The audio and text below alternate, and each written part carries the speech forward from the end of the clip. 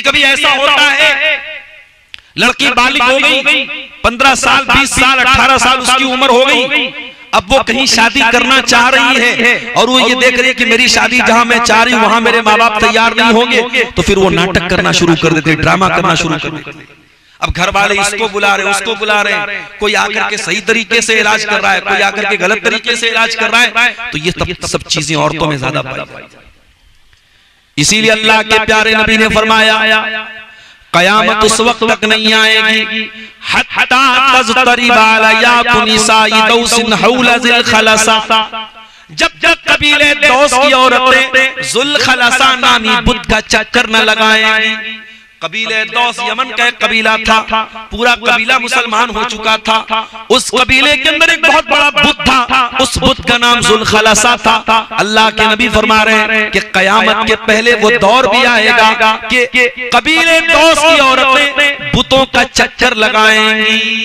इसका मतलब ये हुआ कि एक दौर आएगा जब मुसलमान लड़कियां मुर्तद होने लगेंगी, मुसलमान लड़कियां पत्थरों के आगे जाकर के सजदा करने लगेंगी। अगर अल्लाह ताला ने आपको मुसलमान बनाया है तो आपके कंधे पर अल्लाह ताला ने जिम्मेदारी भी डाली है, और वो जिम्मेदारी क्या है? फरमाया तामुरूना बिल मारूफ, तुम नेकियों का हुक्म देते हो, व तनहौना अनिल मुनकर, तुम बुराइयों से रोकते हो। तुम्हारा काम समाज के अंदर परिवर्तन लाना है, तुम्हें समाज को बदलना है, तुम्हें समाज से बुराइयों को उखाड़ना है, तुम्हें समाज से बुराइयों को खत्म करना है।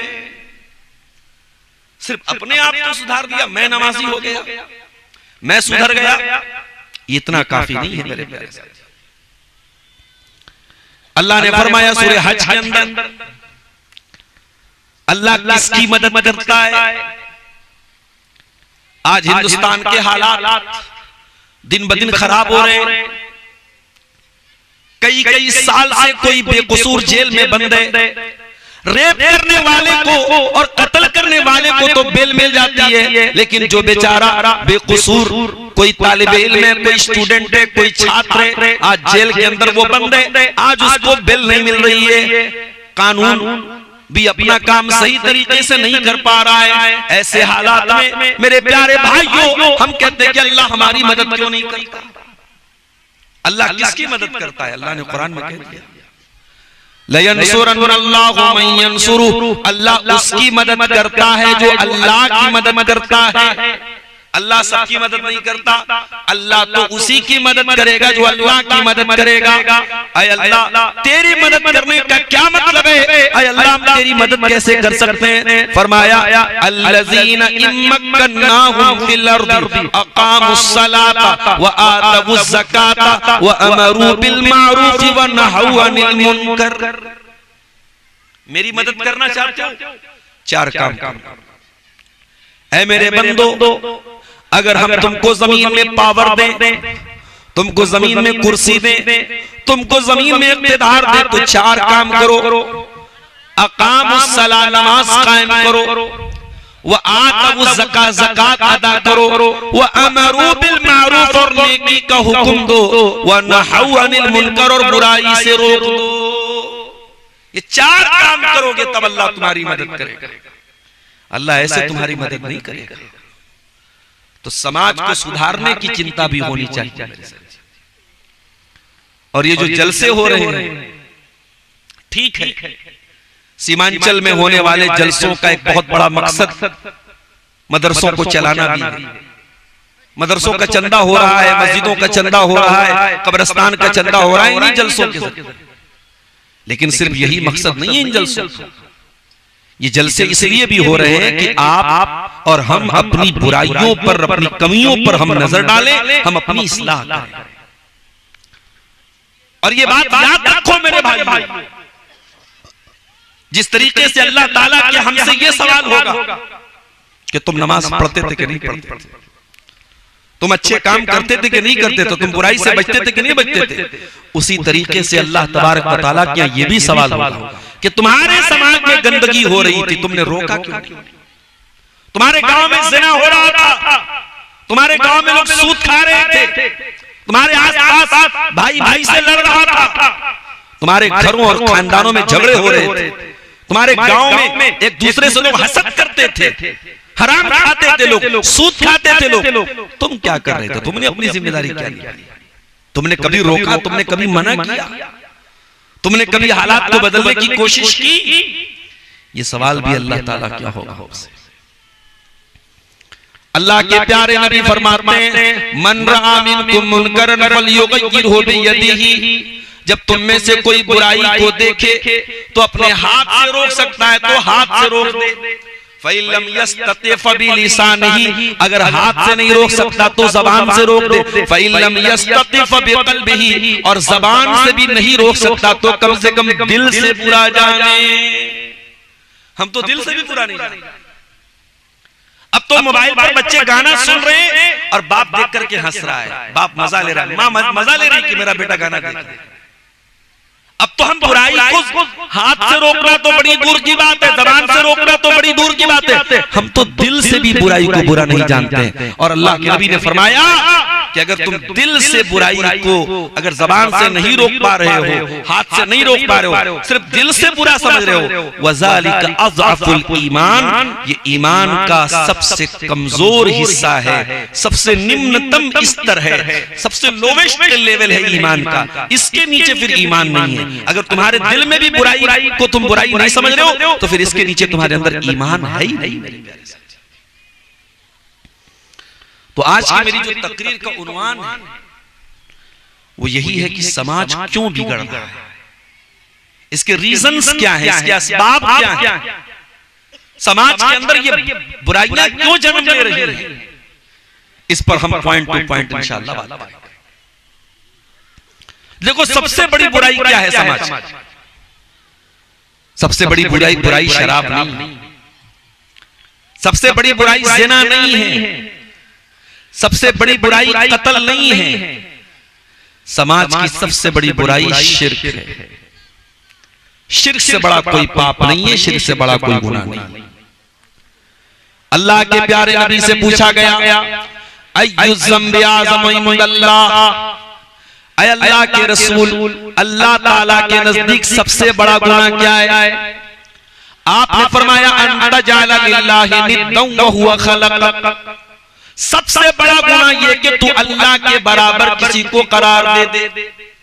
कोई मूर्ति को अल्लाह के बराबर कर दे तो वो भी मुशरिक है, कोई मजार को अल्लाह के बराबर कर दे वो भी मुशरिक है, कोई नबी को अल्लाह के बराबर कर दे वो भी मुशरिक है, कोई किसी जानवर को अल्लाह का दर्जा दे दे वो भी मुशरिक है। अन तजअला लिल्लाहि निद्दन व हुवा खलक़क, तो अल्लाह के बराबर किसी को करार दे दे, यही तो शिर्क है। और शिर्क दुनिया का सबसे बड़ा पाप है।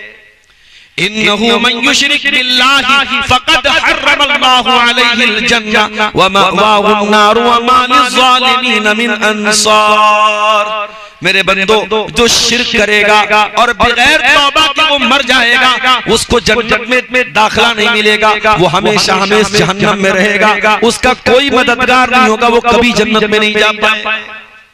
तो सबसे बड़ा पाप शिर्क है मेरे प्यारे साथी।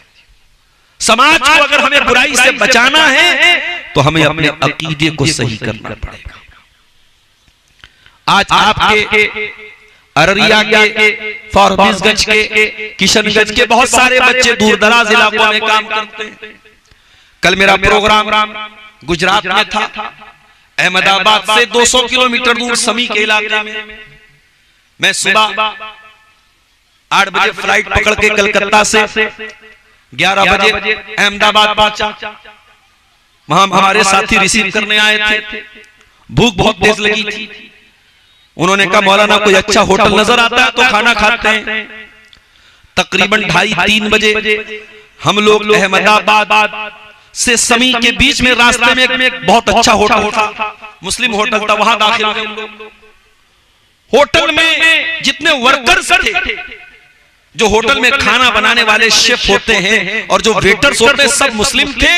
और सब कहां के थे? किशनगंज के और अररिया के। वो कोई ठाकुरगंज का था, तो कोई अररिया का था, कोई जौकीहाट का था, सब इसी इलाके के थे।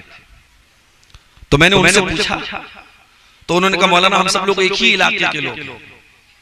वो अहले हदीस नहीं थे, वो सब शेरशाबादी नहीं थे, हमको नहीं पहचान पाए। बाद में मोबाइल पर उन्होंने हमको देखा तो बड़ी इज्जत की, उन्होंने बहुत अच्छा खाना वाना भी खिलाया। तो आज इस तरीके से बहुत सारे आपके इलाके के बच्चे बेंगलोर में काम कर रहे हैं, अहमदाबाद में काम कर रहे हैं, सूरत में काम कर रहे हैं, मुंबई में काम कर रहे हैं। अपने गांव में जब वो हैं, अपनी जमात के बीच में हैं, तो उनको मालूम है कि भाई अहले हदीस किस चीज का नाम है।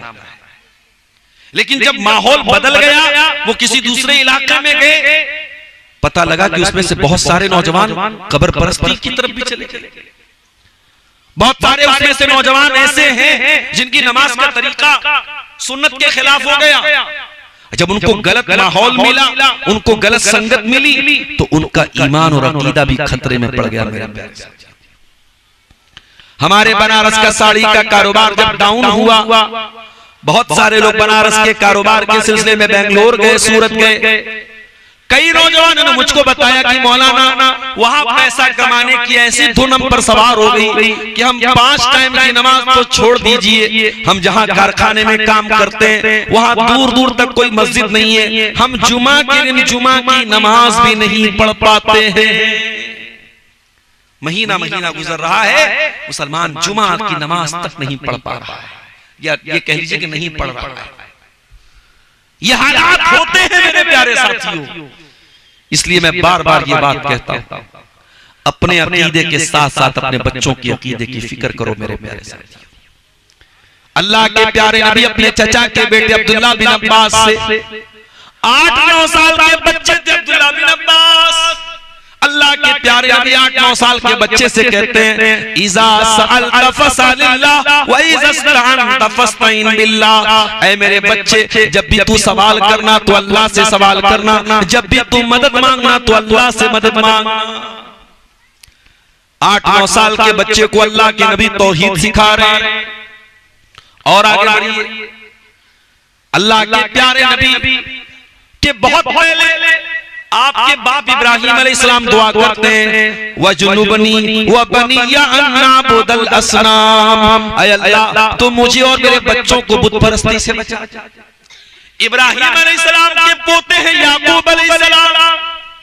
याकूब अलैहिस्सलाम का आखिरी टाइम आता है, उनके 12 बेटे जिनको बनी इस्राइल कहा जाता है। हजरत याकूब अपने 12 बेटों से क्या कहते हैं, मरने का टाइम है, इंतकाल का टाइम है, वफात का टाइम है। हजरत याकूब अपने 12 बेटों से कहते हैं, माता बुदून मिन बादी, है मेरे बच्चों तुम मेरे बाद किसकी इबादत करोगे। 12 के 12 बेटे जवाब देते हैं, कालू नाबुदु इलाहक व इलाह आबाइक इब्राहीम व इस्माईल व इसहाक इलाहन वाहिदा। ऐ अब्बा जान, हम आपके रब की इबादत करेंगे, हम आपके बाप दादा के रब की इबादत करेंगे, हम उसी अल्लाह की इबादत करेंगे जिस अल्लाह की इबादत आप करते थे, आपके बाप दादा करते थे, इब्राहिम इस्माइल करते थे। तौहीद की फिक्र करो मेरे प्यारे साथी। आज आपके शेरशाहबादी बिरादरी में भी और सीमांचल के अहले हदीसों में भी बहुत सारे शिरकिया काम हो रहे हैं। कहीं तावीज और गंडा भी पहना जा रहा है, कहीं बिल्ली के रास्ता काटने पर गाड़ी का ब्रेक भी रोका जा रहा है, कहीं बीमारी में हाथ में कड़ा भी पहना जा रहा है, कहीं नौजवानों के हाथ में चैन भी है। ये तमाम चीजें मेरे प्यारे साथियों तौहीद के खिलाफ हैं, और ये तमाम की तमाम चीजें इंसान को शिर्क की तरफ लेके जाने वाली। समाज की सबसे बड़ी बुराई यही है, अकीदे की बुराई है। समाज को अगर सुधारना है तो पहले हमें अपने अकीदे को सुधारना। और मेरी प्यारी माँ और बहनों, बड़े अदब और सम्मान के साथ एक बात कहना चाहूंगा, अंधविश्वास औरतों में ज्यादा होता है, औरतों में अंधविश्वास ज्यादा होता है। कोई औरत बीमार भी होती है ना, तो बजाय इसके कि हम उसका इलाज कराएं, औरतें फट से क्या कहती है, इसको कुछ हो गया है, कुछ जादू का मामला है, कुछ जिन्नात का मामला है। यकीनन जादू होता है, जिन्नात का मामला होता है, लेकिन कभी कभी बीमारी को भी जिन्नात का नाम दे दिया जाता है। कभी कभी ऐसा होता है, लड़की बालिग हो गई, 15 साल 20 साल 18 साल उसकी उम्र हो गई, अब वो कहीं शादी करना चाह रही है, और वो ये देख रही है कि मेरी शादी जहां मैं चाह रही हूं वहां मेरे माँ बाप तैयार नहीं होंगे, तो फिर वो नाटक करना शुरू कर देते, ड्रामा करना शुरू कर देते। अब घर वाले इसको बुला रहे, उसको बुला रहे, कोई आकर के सही तरीके से इलाज कर रहा है, कोई आकर के गलत तरीके से इलाज कर रहा है, तो ये सब चीजें औरतों में ज्यादा पाई जाती। इसीलिए अल्लाह के प्यारे नबी ने फरमाया, कयामत उस वक्त तक नहीं आएगी हत्ता तज़तरिबा अलयाकुन निसाई दौसिन हौला ज़िल खलसा, जब तक कबीले दौस की औरतें ज़ुल खलसा नामी बुत का चक्कर न लगाएंगी। कबीले दौस यमन का एक कबीला था, पूरा कबीला मुसलमान हो चुका था। उस कबीले के अंदर एक बहुत बड़ा बुत था, उस बुत का नाम ज़ुल खलसा था। अल्लाह के नबी फरमा रहे हैं कि कयामत के पहले वो दौर भी आएगा कि कबीले दौस की औरतें बुतों का चक्कर लगाएंगी। इसका मतलब ये हुआ कि एक दौर आएगा जब मुसलमान लड़कियां मुर्तद होने लगेंगी, मुसलमान लड़कियां पत्थरों के आगे जाकर के सजदा करने लगेंगी, मुसलमान लड़कियां जाकर के मुशरिकों की बाहों में खेलेंगी। और आज वो हालात अपनी आंखों से हम देख रहे हैं। सीमांचल वालों, बचा लो अपनी कौम की बच्चियों को, बचा लो अपनी कौम की बेटियों को। कहीं ऐसा न हो कि तालीम के नाम पे, शिक्षा के नाम पे अपनी बच्चियों को आपने पढ़ाने के लिए भेजा है, वो गई है कोई मेडिकल की तालीम हासिल कर रही है, कोई नर्सिंग का कोर्स कर रही है, कोई बीएड कर रही है, कोई कुछ कर रही है। हमें अपनी कौम की बच्चियों की तालीम से कोई प्रॉब्लम नहीं है, पढ़ें, आगे बढ़ें। लेकिन अगर तालीम के नाम पे ईमान जा रहा है, तालीम के नाम पे दीन जा रहा है, तो ये बहुत घाटे का सौदा है मेरे प्यारे साथियों। अपनी कौम की बच्चियों के दीन और ईमान को बचाओ। और मैं बार बार ये बात कहता हूं कि अपने सेटअप को मजबूत बनाओ, जलसों और प्रोग्रामों में औरतों का इंतजाम करो, और ऐसा करो कि औरतें बैठ करके तकरीर सुने। अगर 5 मुकर्रिर है तो एक तकरीर ऐसी हो जो औरतों से रिलेटेड हो। औरतों के अलग से प्रोग्राम कराओ, हर जुमा की जहां मस्जिद में जुमा की नमाज हो रही, औरतों का इंतजाम कराओ। आज औरतों पर काम करने की ज्यादा जरूरत है मेरे प्यारे साथियों। आप अंदाजा नहीं लगा सकते कि समाज कहां जा रहा है। समाज के अंदर कैसी बेहयाई और कैसी शिर्क और बदअकीदगी फैल रही है मेरे प्यारे साथियों। और आगे बढ़िए, समाज के बिगाड़ की दूसरी वजह, समाज क्यों बिगड़ रहा है? समाज इसलिए बिगड़ रहा है क्योंकि समाज के अंदर अल्लाह ताला के सामने जवाबदेही का एहसास नहीं है। हम तो ऐसे जिंदगी गुजार रहे हैं जैसे हमें हमेशा ही रहना है, हमें कभी मरना नहीं है। अल्लाह कुरान के अंदर कहता है, सूरह बकरा की आयत नंबर 281 में 281 नंबर की आयत में, जो अल्लाह के रसूल के ऊपर नाजिल होने वाली आखिरी आयत, अल्लाह कहता है वत्तकू यौमन तुरजऊन फीही इलल्लाह। ऐ मेरे बंदो, उस दिन से डरो जिस दिन तुम अल्लाह के सामने पेश किए जाओ। ओ ज़िना करने वालों, ओ कत्ल करने वालों, ओ चोरी करने वालों, ओ हराम खाने वालों, तुम कहां तक भागोगे?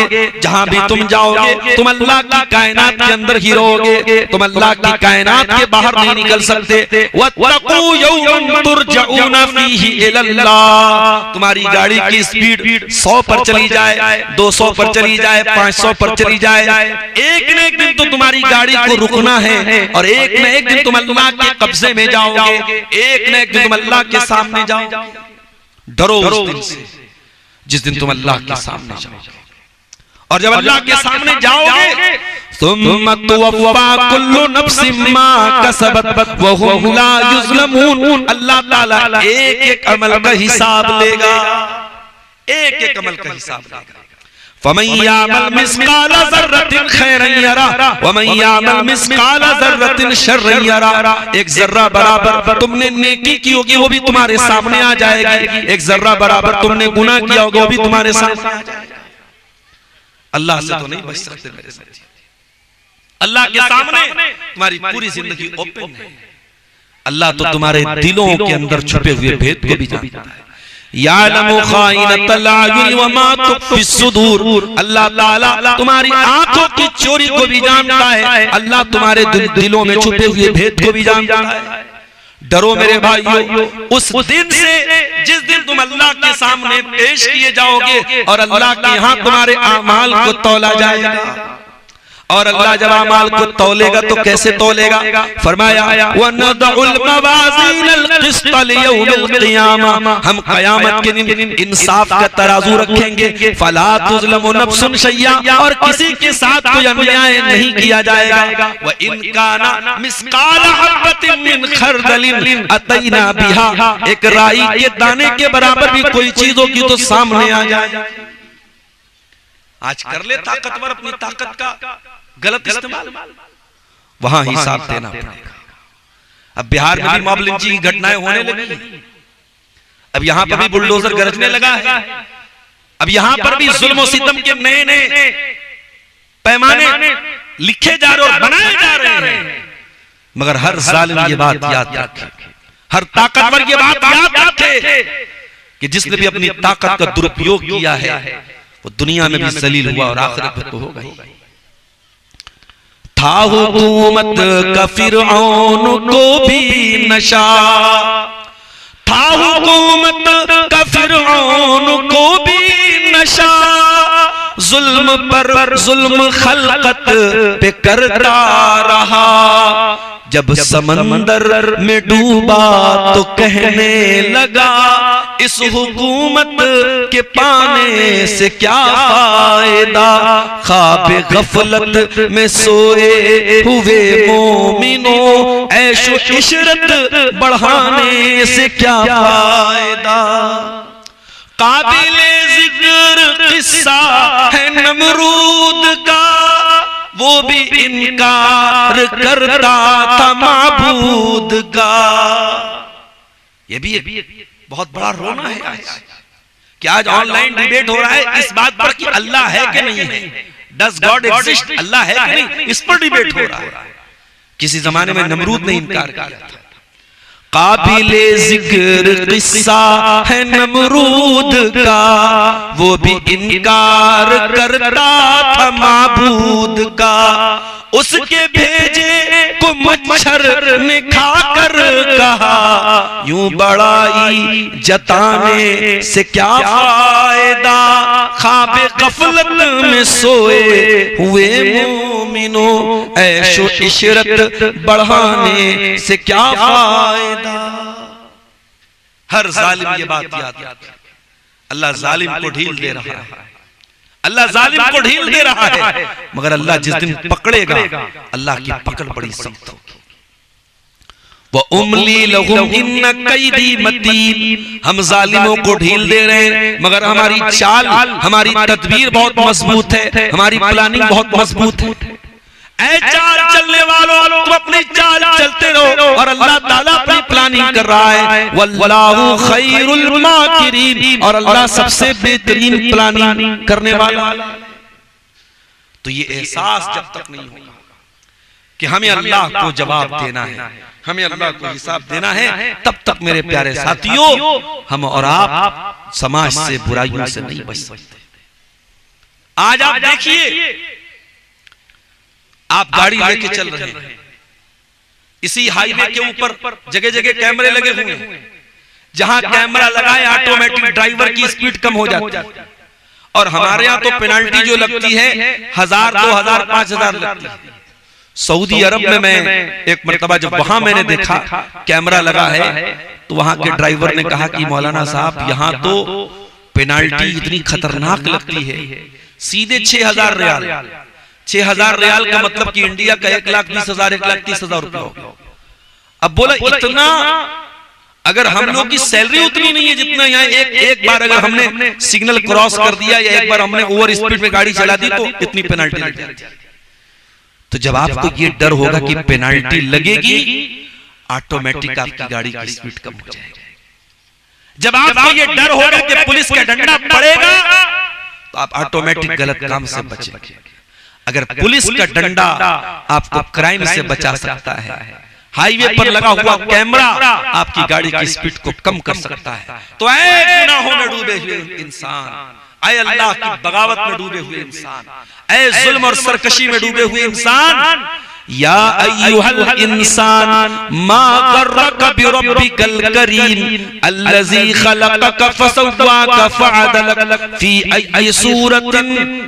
अय्यि सूरतिन मा शाअ रक्कबक। ऐ इंसान, तू अपने रब को कैसे भूल सकता है? तेरे रब ने तुझको पैदा किया, तुझे बेहतरीन सांचे में ढाला, तुझे अच्छे तरीके से बनाया, इंसान बनाया, खूबसूरत बनाया, स्मार्ट बनाया, हैंडसम बनाया। वो अल्लाह जो तुझे हकीर पानी के कतरे से पैदा कर सकता है, क्या वो मरने के बाद तुझे दोबारा जिंदा नहीं कर सकता है? क्या वो तेरा हिसाब नहीं ले सकता है? बिल्कुल ले सकता है।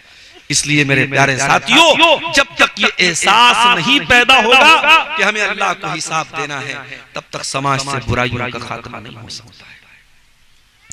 और आगे समाज से बुराई को खत्म करना है तो उसकी वजह को समझिए। समाज में बुराई क्यों पनप रही है? समाज में बुराइयों के पनपने की तीसरी वजह, आज का इंसान अपनी तख्लीक के मकसद को भूल चुका है। वो क्यों पैदा हुआ है?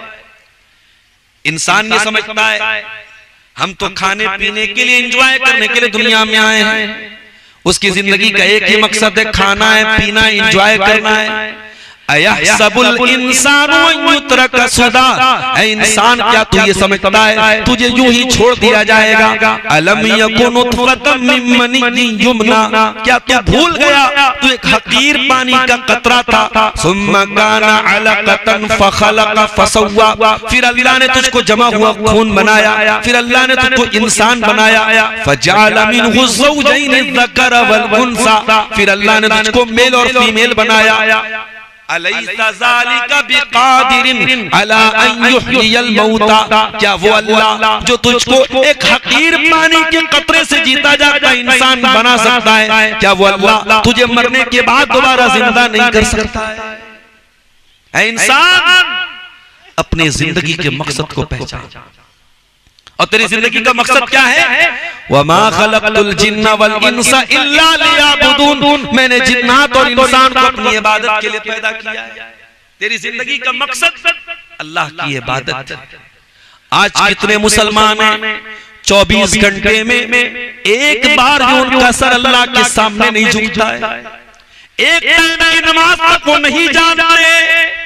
वो दुनिया में न जाने किसके आगे जाके हाथ जोड़ रहे हैं, किसके आगे जाके माथा टेक रहे हैं। वो एक सजदा जिसे तू गिरा समझता है, 1000 सजदों से देता है आदमी को नजात। ऐ इंसान, अगर तू एक अल्लाह के सामने झुकना शुरू कर दे तो तुझे कहीं और झुकना नहीं पड़ेगा। तू नमाज की पाबंदी शुरू कर दे, तू 5 टाइम की नमाज का पाबंद बन जा, अल्लाह ताला बहुत सारी चिंताओं से तुझे मुक्त कर देगा। आज हमारी जिंदगी में नमाज, और जो नमाज पढ़ भी रहे हैं माशाअल्लाह, वो तो ऐसे नमाज पढ़ जैसे बहुत बड़ा एहसान कर रहे हैं। मस्जिद में गए, फर्ज पढ़ के चले आए, सुन्नतें तक बहुत सारे लोग नहीं पढ़ते। ऐसा लगता है मस्जिद में उनको कोई चीज काट रही है, उनका दिल ही नहीं लगता है नमाज में। मैं जो सर बसजदा हुआ कभी तो ज़मीं से आई, तो ज़मीं से आने लगी ये सदा। मैं जो सर बसजदा हुआ कभी तो ज़मीं से आने लगी सदा। तेरा दिल तो है सनम आशना, तेरा दिल तो है सनम आशना, तुझे क्या मिलेगा नमाज में। आज हमारी नमाजों का हाल भी बड़ा बुरा है। कुरान कहता है फवैलुल लिल मुसल्लीन अल्लज़ीना हुम अन सलातिहिम साहून अल्लज़ीना हुम युराऊन, बर्बादी है उन नमाजियों के लिए जो नमाज तो पढ़ते हैं मगर उनका दिल कहीं और होता है, दिमाग कहीं होता है। अल्लज़ीना हुम युराऊन, जो दिखावे के लिए नमाज पढ़ते हैं। एक नमाज वो भी पढ़ती थी, मेरे नबी की बीवी, हम सब की प्यारी माँ हजरत आयशा नमाज पढ़ रही थी। कौन सी नमाज? चाश्त की नमाज।